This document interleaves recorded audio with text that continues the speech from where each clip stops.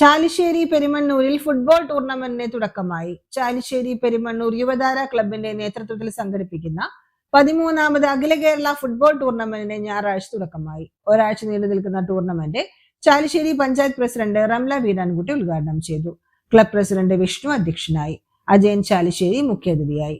വിദ്യാർത്ഥികൾക്ക് പെരുമ്പിലാവ് വിദ്യാ residency sponsor ചെയ്യുന്ന winners price മണിയും പെരുമണ്ണൂർ പ്രവാസി കൂട്ടായ്മ നൽകുന്ന ശിവൻ മെമ്മോറിയൽ വിന്നേഴ്സ് ട്രോഫിയും സമ്മാനിക്കും. റണ്ണേഴ്സ് അപ്പ് ആകുന്ന ടീമിനെ ചാലിശ്ശേരി സലീം സോമിൽ നൽകുന്ന റണ്ണേഴ്സ് ഗ്രാൻഡ് മണിയും ബാലേട്ടൻ പെരുമണ്ണൂർ റണ്ണേഴ്സ് ട്രോഫിയും ലഭിക്കും.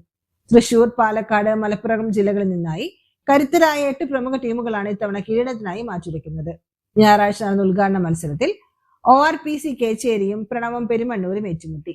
ആവേശകരമായ മത്സരത്തിൽ എതിരാളികളെ 2 ഗോളിന് പരാജയപ്പെടുത്തി ORPC കേച്ചേരി വിജയികളായി.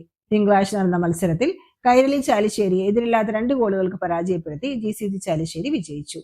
ബുധനാഴ്ച വൈകിട്ട് നടക്കുന്ന മത്സരത്തിൽ റെഡ് സ്റ്റാർ കൊടിക്കാംകുന്നും സൂര്യ ഉദിനി പറമ്പും തമ്മിൽ ഏറ്റുമുട്ടും.